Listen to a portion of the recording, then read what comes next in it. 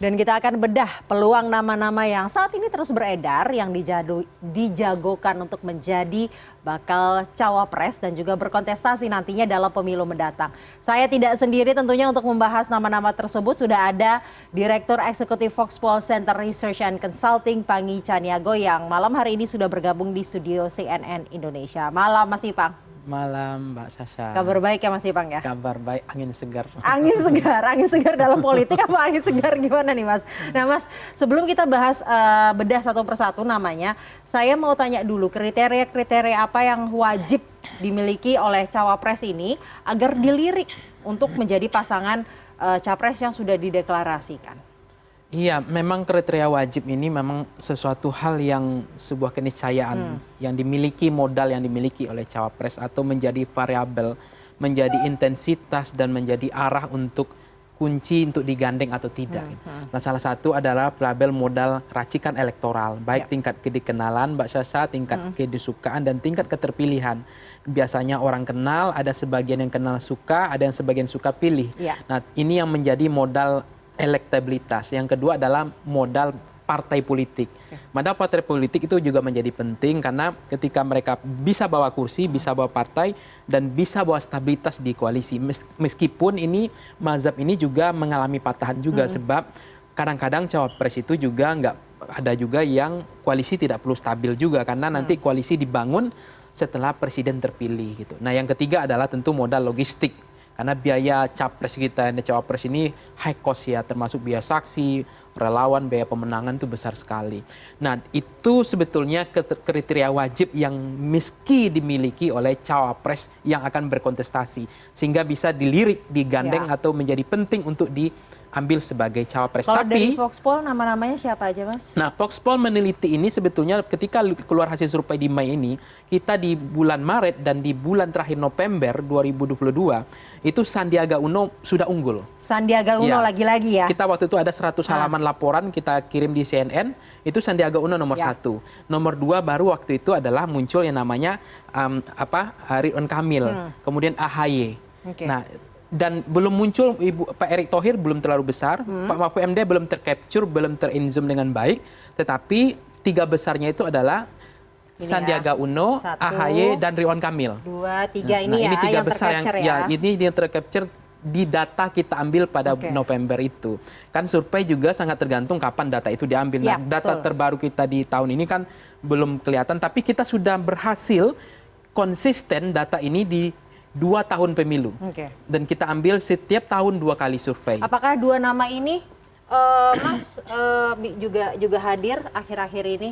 Nah, nama Pak Erick Thohir waktu itu sudah muncul tetapi belum signifikan. Termasuk nama Bu Khofifah. Cuma kan sekarang ada muncul lagi nama Pak Mahfud MD misalnya. Tapi ini kan dinamikanya baru kelihatan dari 5 nama ini sebetulnya di hasil survei Foxpol Center pada November itu juga menunjukkan ini calon wakil presiden 5 besar.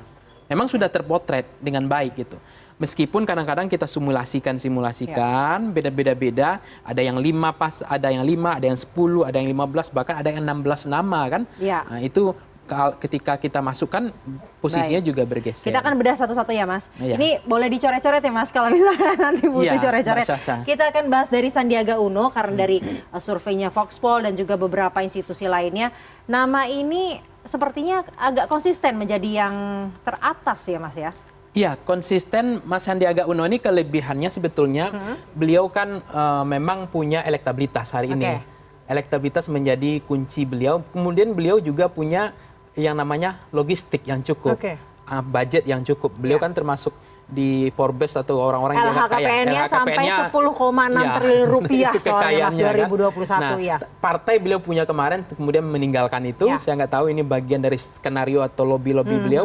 Nah, ini menjadi satu hal yang menarik. Selain ini Pak Sandiaga Uno itu beliau kan juga pemilih yang masuknya kategori Gen Z milenial. Beliau hasil survei kita di Foxpol terpotret bahwa Gen Z dan milenial itu lebih dominan ke Sandiaga Uno ketimbang ke AHY maupun Ridwan Kamil dari 3 nama ini. Jadi Gen Z ini sebetulnya sama milenial ya, milenial sama Gen Z usia yang pemilih kritis, yang sangat rasional, yang memperhatikan track record, rekam jejak ya, kemudian memperhatikan kompetensi, kapasitas, dan prestasi. Nah ini yang beliau sangat rasional, sangat kritis. Dan mereka kan generasi Gen Z milenial ini 60%. 60% ya. 60% di Indonesia. Nah ini menjadi keunggulan Sandiaga Uno hari ini karena dia termasuk yang dominan pada gen milenial, pemilih yang cenderung ketika kalau kita lihat Gen Z milenial di calon presiden itu memang lebih dominan kayak Pak Anies. Jadi selain sudah memiliki 3 kriteria tersebut, 2 sih sebenarnya karena satu lagi belum masuk partai politik lagi ya. Dan Iya. ini juga memiliki keunggulan lain yaitu 60% pemilih milenial Indonesia ini cenderung suka dengan Sandiaga Uno. Itu artinya artinya berarti Sandiaga harus cepat-cepat masuk P3 kali ya atau masuk parpol kali ya biar bargaining positionnya tambah tinggi ya. Nah kalau misalnya beliau kemarin sudah Gerindra mungkin ke situ, tapi kalau besok beliau bergabung ke partai sebetulnya beliau adalah paket cawapres yang paling lengkap. Baik, kita geser ya. Memenuhi kriteria itu. Baik, paling lengkap memenuhi kriteria. Kita geser ke Ridwan Kamil. Nah, Ridwan Kamil sebetulnya beliau termasuk beliau hari ini kan terkondisikan oleh ketika beliau masuk ke partai ya, tentu beliau akan terhalang oleh yang namanya Erlangga. Ya, itu dia. Itu matahari yang itu nggak mungkin ada 2 matahari kembar. Nah, ini yang membuat beliau hari ini beliau punya partai juga. Tapi kemudian Mbak Sasha, apakah Golkar akan mengusung Pak Ridwan Kamil atau Erlangga?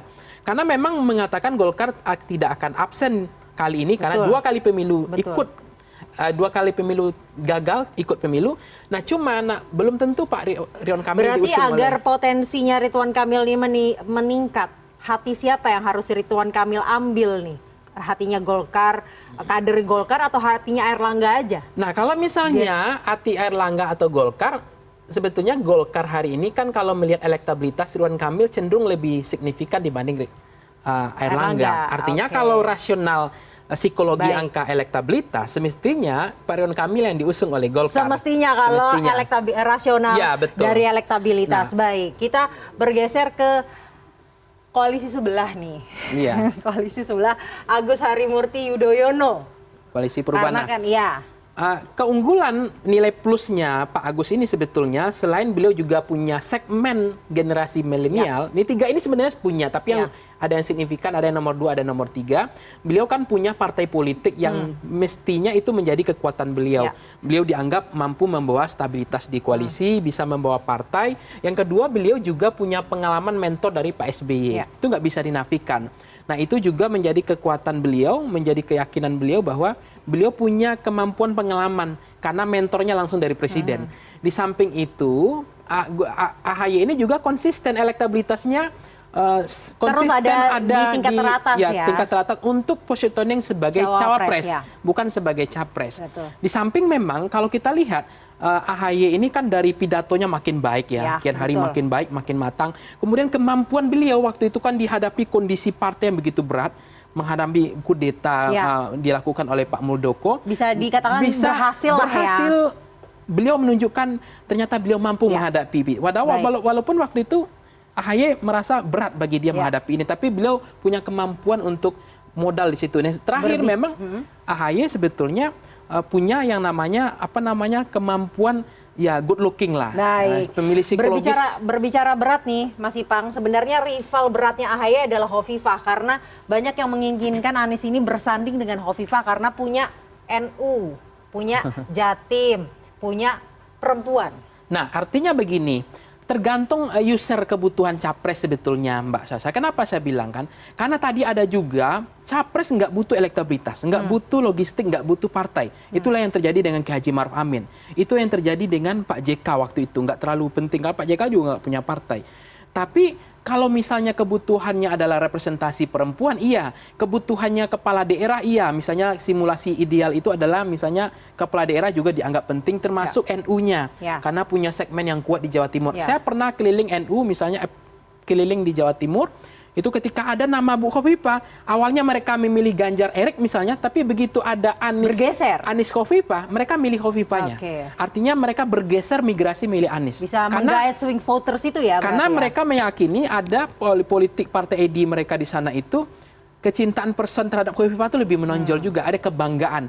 Jadi meskipun Bu Khofifah sebagai wakil dari Anies, tapi ketika dihadapkan simulasi Ganjar Erik, dengan Anies Khofifah di misalnya di Baik. di beberapa daerah di situ itu menunjukkan mereka lebih cenderung memilih ada Bu Ada Khofifahnya Bu sebagai Afifah. wakil. Yang terakhir tadi udah disebut-sebut nih sama Mas Ipang, Erick Thohir. Nah, Pak Erick Thohir ini kan sebetulnya beliau adalah dianggap punya kemampuan dalam entrepreneurship. Jadi selama ini kan entrepreneurship dianggap orang yang bekerja lebih KPI-nya bagus, lebih terukur, punya kemampuan dan dianggap prestasi-prestasi beliau pelan-pelan tercicir semua dianggap berhasil. Beliau jadi ketua PSI kemarin mengantarkan sepak bola Indonesia menjadi 32 tahun baru kali ini direbut, kemudian SEA Games misalnya, terus pertemuan-pertemuan event-event internasional dipercayakan Pak Jokowi termasuk menjadi ketua tim pemenangan, itu menjadi modal beliau bahwa ternyata kemampuan beliau sebagai entrepreneur, menjadi orang pengusaha itu juga punya darah politik gitu. Jadi beliau juga menurut saya orang yang populis, mengerti tentang selera gen pemilih. Pemilih muda yang 60% tadi ya. Dia memahami itu sehingga saya melihat ya bagaimana track record jejak beliau, langkah beliau berbahasa dengan generasi milenial, berkomunikasi dengan generasi dan pendekatan komunitas generasi memahami selera Gen Z itu beliau memahami itu. Terakhir Mas Ipang, apakah kemudian Sandiaga Uno, Ridwan Kamil, AHY, Khofifah, Erick Thohir ini kan terserah nanti bagaimana koalisi yang memutuskan seperti itu kan ya. Terakhir, mereka harus melakukan apa agar peluang mereka ini semakin tinggi lah untuk dipilih sebagai cawapres? Ya, pendek aja Mas. Ya, salah satu cara mereka harus menjaga tren elektabilitas tetap dijaga.